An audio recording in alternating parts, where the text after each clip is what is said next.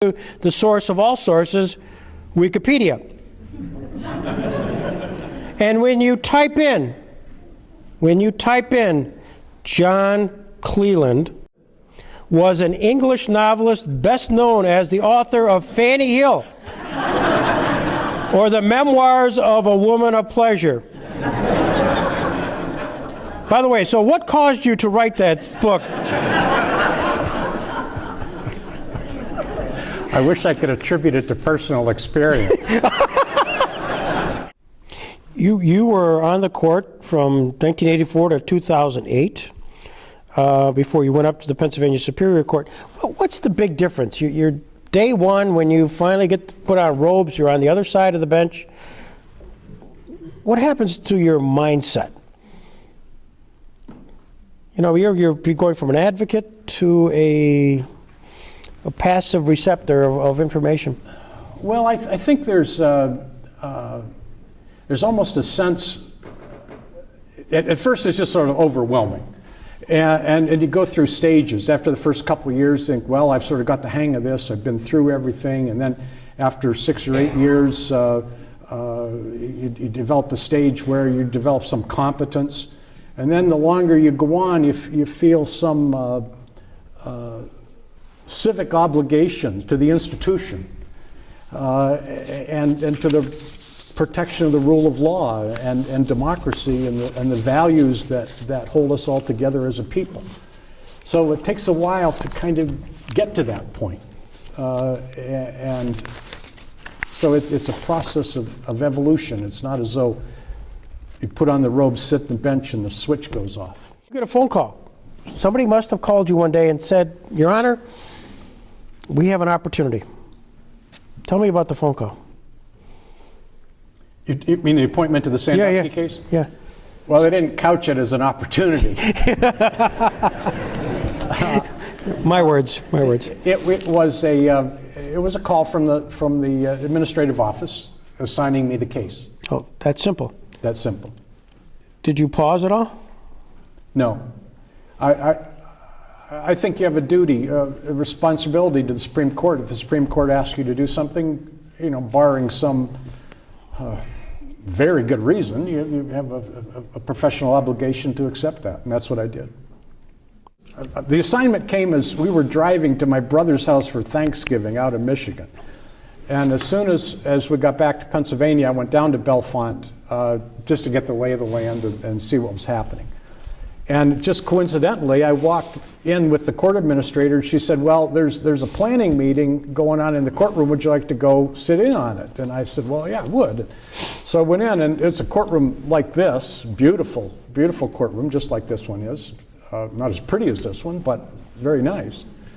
And there were 6 or 8 rows of people, most of them in uniforms of one kind or another, sheriffs and state police and local police and firemen and ambulance crew. And they were hashing out issues of security and how the case was going to be handled. And yes, the first question that came to me was from the president of the Association of Broadcasters, who said, we've got 32 trucks coming, and where would you like them to park us? Where would you like us to park them? And I'm thinking about that, and then the president of the Newspapers Association says, and we've got 200 reporters coming, where would you like them to sit? So I don't know if you've ever been to the courthouse in Bellefonte, but it goes up a very steep hill, and it's in an old section of town, and the streets are very narrow. And these satellite trucks are huge. They're like huge Winnebagos with big antennas on top of them. So it was a serious problem where to put these people, because they all have to have line of sight, and they have cables that they have to run everywhere, and we had to put in auxiliary generators. So it was a real logistical problem. I think that what was important here was that a trial like this it's a teaching moment about our democracy. And it's an opportunity for people to see the rule of law and why we have confidence in the law. And I didn't want that to devolve into pushing and shouting matches outside the courthouse, or reporters shoving microphones into the faces of witnesses, or heaven help us, jurors. That this could be an orderly process that would demonstrate the power and majesty of the law. And to my surprise, the television and newspaper people bought into that 100%. And I had a press committee and a television radio committee. We met regularly. They were very responsible. And it turned out not to be a problem, thanks to their help and cooperation. There was one incident where you had to seek their help, where you asked for voluntary acceptance when you really ruled about that the victims could not use their aliases, but actually had their names. Was that hard? I mean, I don't know if that's a ruling, but I mean, you had to kind of jawbone a little bit. Well, that was one of the more difficult rulings in the case, not legally, but just personally. There were 8 victims that testified. And on the day the trial was supposed to start, or the day before, there was a motion asking that they be permitted to testify using a pseudonym, a false name. And I ruled that that would not be permitted, that in a democratic society, the criminal law is not a system of private vengeance. A crime against any one of us is a crime against all of us. And we all have a responsibility to each other to assume the burdens of citizenship and to testify when called upon. That's easy for me to say. It's much more difficult for these young men who would have to do that. But they did, and bravely so. But I said in the opinion that I would hope that the news media would honor their practice, which they had done through the pretrial proceedings, that they would not use real names, and they didn't.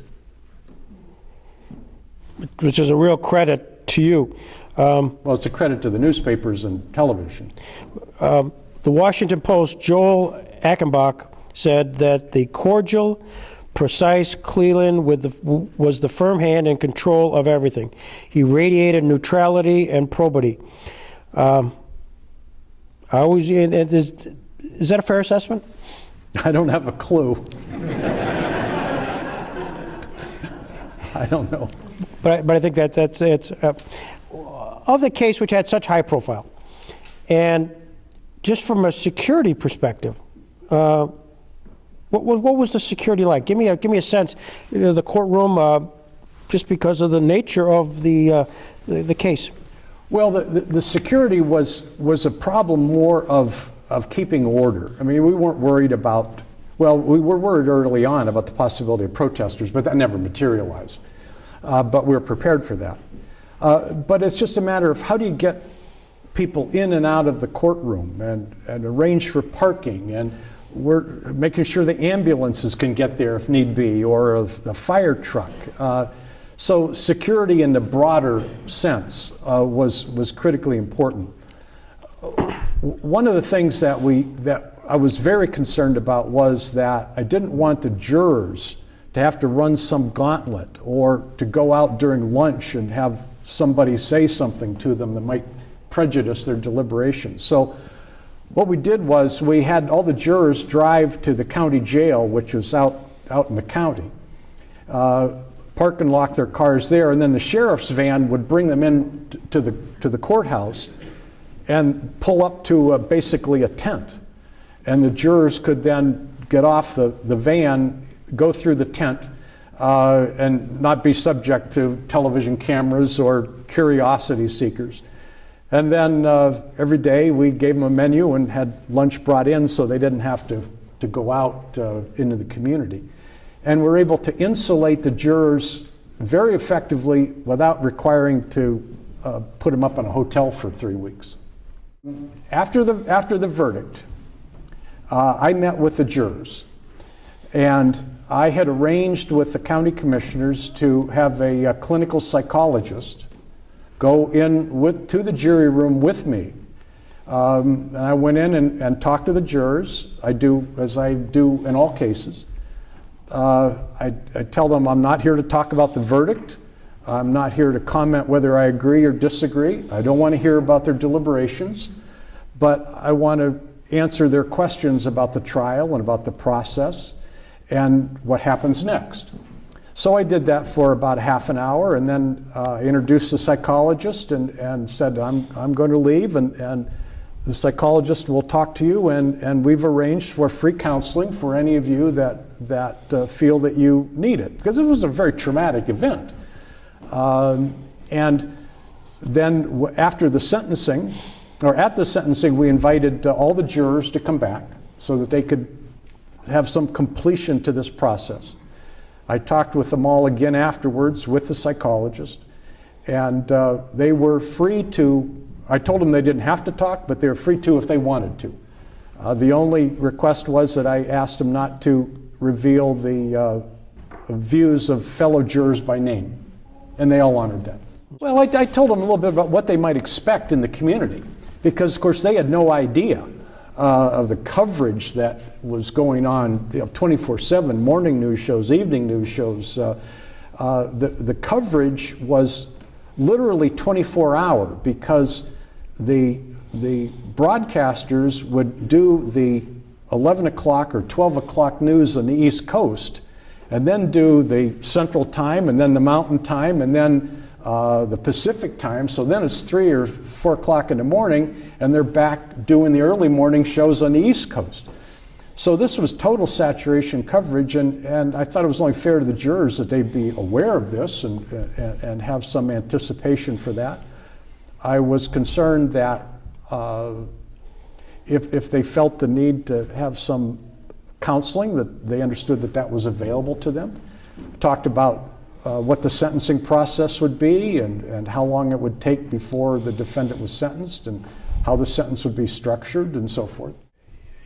I guess the analogy that I use is that if you're going to the emergency room, you don't want to be treated by a doctor who's upset by the sight of blood. And it's the same when you go to court.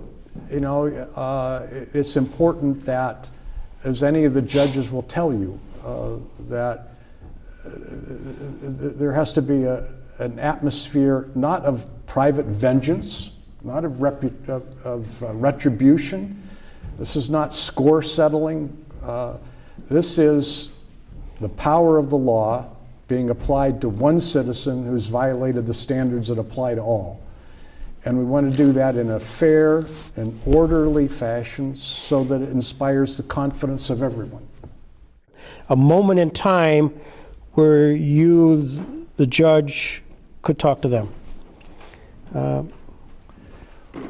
Well, it is part of the sentencing process that the victims always have an opportunity to speak to the judge before sentence is imposed, in any case, high or low. All cases are important to that particular victim, and they have an opportunity to be heard. And that's frequently particularly so in cases involving this kind of behavior, this kind of criminality. And so I gave them the opportunity to speak, and then I took the opportunity to speak to them. And because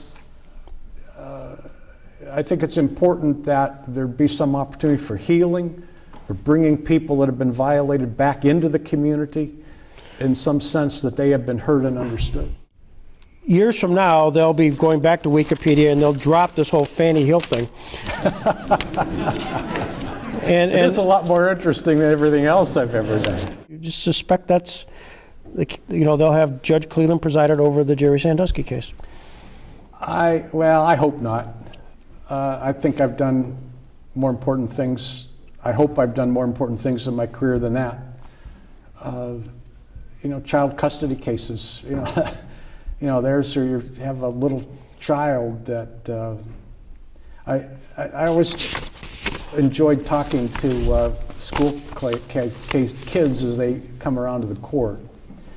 And one year I was in the courtroom talking to the kids, and there was this group of little girls in the front row, and I told them a little bit about what goes on in the courtroom, who sits where, and who does this and who does that. And this little girl just finally raised her hand and she said, "Is this where you decide where I'm going to live?" You know, now that's, I hope, all judges hope that that's what we're remembered for. Yeah. Jackson's birthday, it's Warren County, Pennsylvania. What does a Robert Jackson mean to Judge Cleland?